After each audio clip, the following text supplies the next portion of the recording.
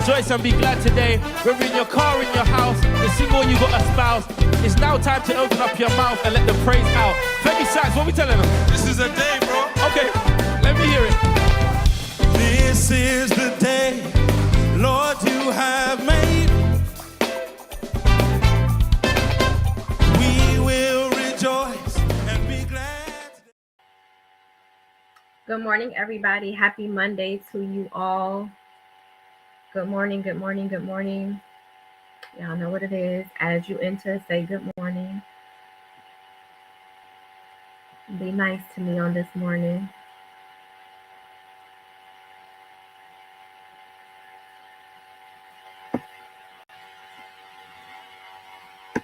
Good morning, Siobhan. Good morning, Tanoa. Good morning, Shamika.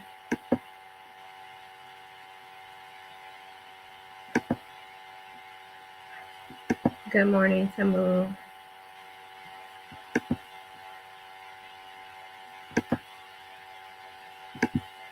Good morning, Rosalind. Good morning, Devontae. Okay, I'm going to get started since there's enough of you on here right now. So this morning, I'm going to come from John 5, 1 through 14. John 5, 1 through 14. Reading from the CEV translation. So John 5, 1 through 14, CEV translation. And it reads, Later, Jesus went to Jerusalem for another Jewish festival. In the city near the sheep gate was a pool with 5 porches, and its name in Hebrew was Bethzatha, or another translation says Bethsaida. Verse 3 and 4, many sick, blind, lame, and paralyzed people were lying close to the pool. Beside the pool was a man who had been sick for 38 years. When Jesus saw the man and realized that he had been crippled for a long time, he asked him, "Do you want to be healed?" The man answered, "Sir, I don't have anyone to put me in the pool when the water is stirred up. I try to get in, but someone else always gets there first." Jesus told him, "Pick up your mat and walk." Right then the man was healed. He picked up his mat and started walking around. The day on which this happened was a Sabbath. Verse 10, when the Jewish leaders saw the man carrying his mat, they said to him, "This is the Sabbath. No one is allowed to carry a mat on the Sabbath." But he replied, "The man who healed me told me to pick up my mat and walk." They asked him, "Who is the man that told you to pick up your mat and walk?" But he did not know who Jesus was, and Jesus had left because of the crowd. Verse 14, later Jesus met the man in the temple and told him, "You are now well, but don't sin anymore, or something worse might happen to you." So I love that Jesus asked the man if he wanted to be healed. He allowed him to exercise his free will. This man was living this way for 38 years. This was his life. This was all he knew. He knew no other way but to be a cripple, right? He was disabled, always having to depend on someone else for help. Jesus asked him a simple yes or no question. Do you want to be healed? But the man responded with an excuse. "Sir, I don't have anyone to put me in the pool when the water is stirred up. I try to get in, but someone else always gets there first." Not only was he physically disabled, but he was also spiritually disabled. So that is the title of this morning's devotional. Spiritually disabled. Do you want to be healed? Spiritually disabled. Do you want to be healed? If someone can type that in the chat. So I say that he was spiritually disabled because he didn't recognize who he was talking to, right? His hope of healing was in the pool. That's where he thought he would get his healing from. He didn't recognize that Jehovah Rapha was standing right in front of him, talking to him, waiting to heal him. Verse 3 and 4, it says that many sick, blind, lame, and paralyzed people were lying close to the pool. So there were many others who were physically disabled at the same place at the same time. A whole congregation of convicted folks, right? Of disabled people. And they all weren't just physically disabled, they were also spiritually disabled or blind. None of them asked Jesus to heal them. They were too focused on the tradition of getting in the pool. We have to stop being so fixated on tradition. God is doing a new thing, especially in this season. So don't let tradition distract you from experiencing the goodness of God. Don't let tradition distract you from experiencing the goodness of God. If you are looking for him to make the same move for you that he has done for others in the past, you're going to miss him. He wants to do something new for you.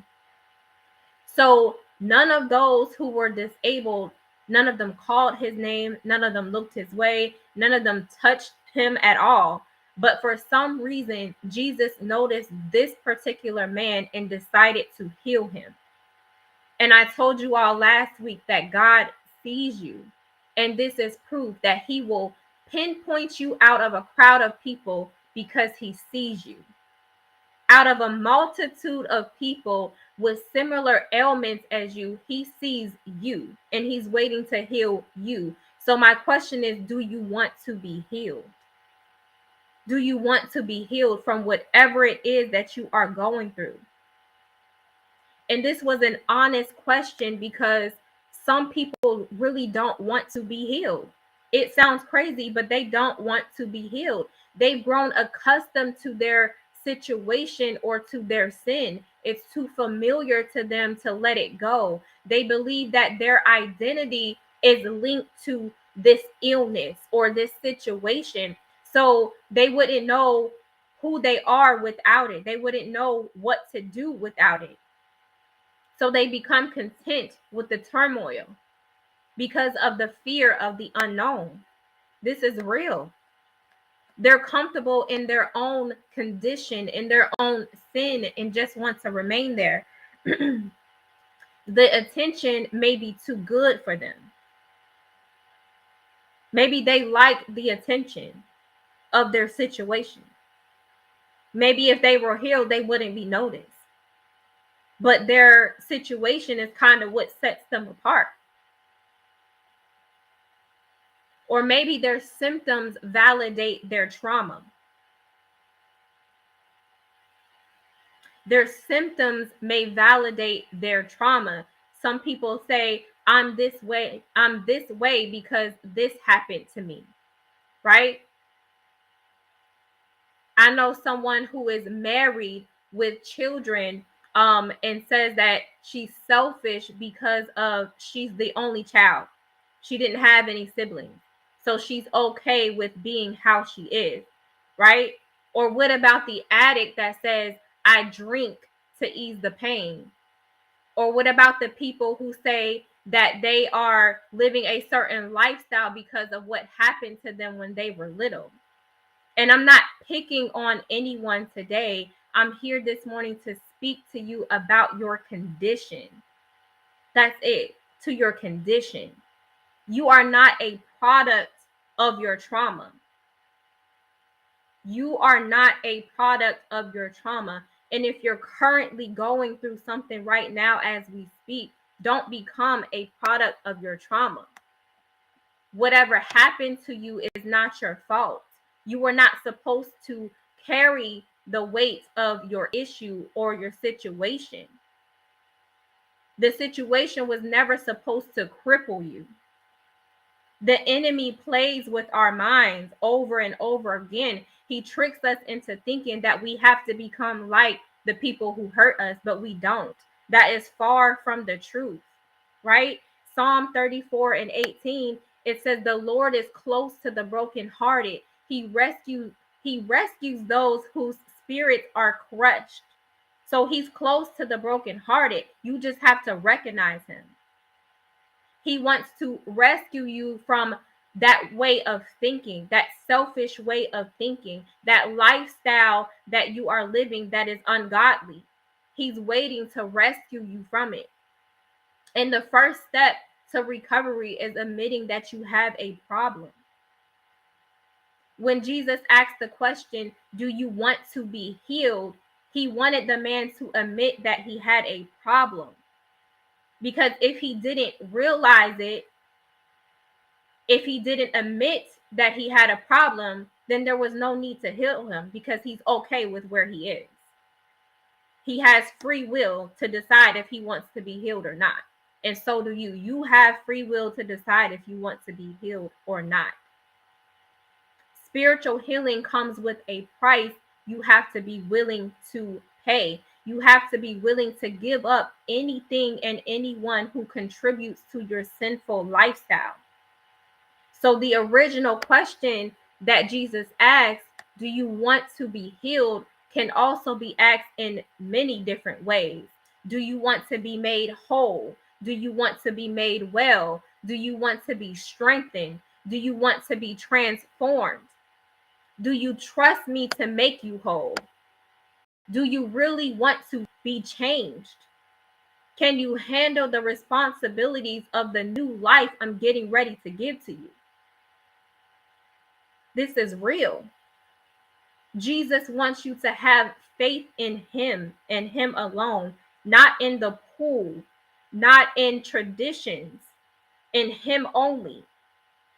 Love him with your whole heart. I think Juanita Bynum said it best. Like the dew in the morning, gently rest upon my heart. He wants you to welcome him into your heart, right? Dew is a deposit of water droplets formed by condensation of water vapor from the air onto the surface of exposed objects. It represents truth, peace, purity, freshness, or the power to refresh. Rain can catch anyone's attention because you can hear it. But dew is silent, it's gentle, and it's nourishing. Isaiah 18:4, it reads, "For so the Lord said to me, I will take my rest and I will look for my dwelling place, like clear heat in sunshine, like a cloud of dew in the heat of harvest." So my question is, will you allow him to rest upon your heart so that he can purify it and make you whole? He wants to cover the surface of your heart so that you are no longer exposed. While he's resting on your heart, you'll become filled with his peace and love. And just before the harvest, he'll cut off those branches of sickness and sin so that you can blossom into the person that he predestined you to be. Do you trust him enough to make you whole? Being spiritually disabled leaves you with no authority and with limited vision. Being spiritually disabled leaves you with no authority and with limited vision. You lack discernment and you are exposed to the enemy. You're an open target for the enemy. God is searching for his dwelling place. Can he dwell in your heart? Verse 7 and 8 of the main scripture, it read, "The man answered, Sir, I don't have anyone to put me in the pool when the water is stirred up. I tried to get in, but someone else always gets there first." Jesus told him, "Pick up your mat and walk." Right then the man was healed, picked up his mat and started walking around. The day on which this happened was a Sabbath. Even though the man didn't say yes, Jesus heard a yes within his excuse, right? Because he looked at his heart. And with the 6 words Jesus spoke, pick up your mat and walk. Suddenly, he was healed. Some of us are waiting for our suddenly. God is speaking, but are you listening? He said, my sheep know my voice. So if you can't recognize his voice, I need you to spend some more time with him. That's intimacy.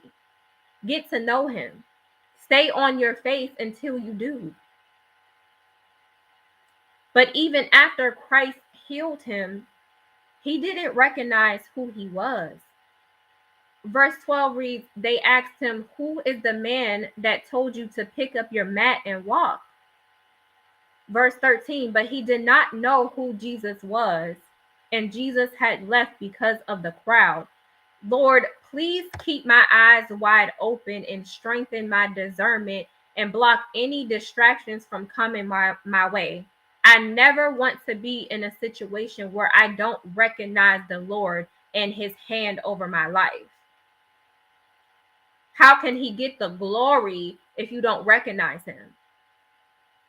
Once he delivers you or heals you, you're supposed to go and tell. It's a show and tell moment. That's your testimony. Don't keep it to yourself. I need you to know who healed you. Verse 14, later Jesus met the man in the temple and told him, you are now well, but don't sin anymore or something worse might happen to you. He's saying that there are worse things than being physically crippled, right? The wages of sin is death.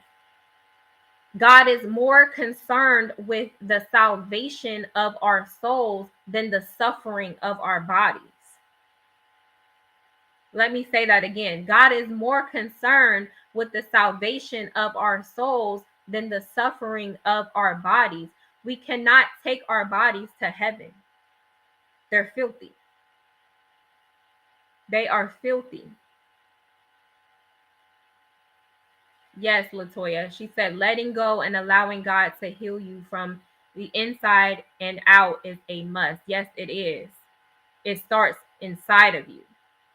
People should be able to see the transformation, right? Once he heals you, they should be able to see it on you. You have a glow about you, a holy glow.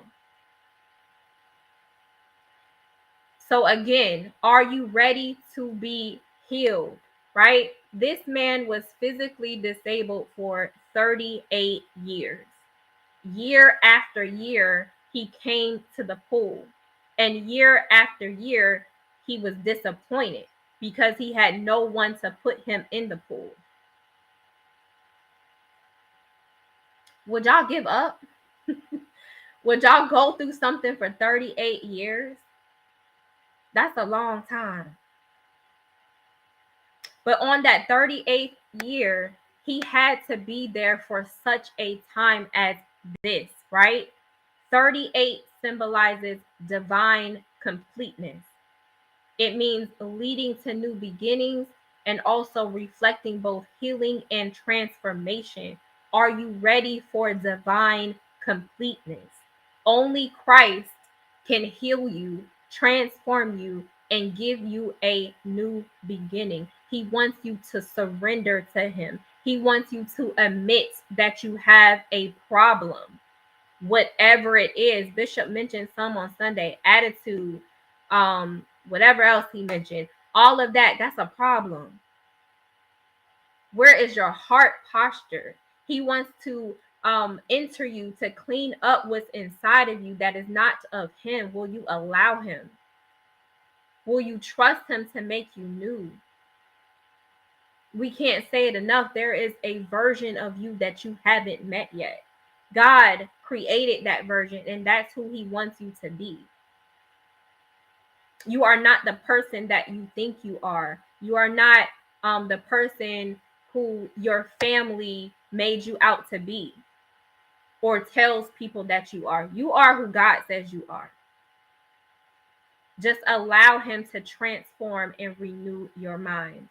I pray that this devotional was a blessing to you all on this morning. Make sure that you tune in tomorrow at 8:30 a.m. For Tuesday's devotional. Also, we have Bible study tomorrow at 7 p.m. We will be at Panera Bread in Wake Forest. Bye, everybody.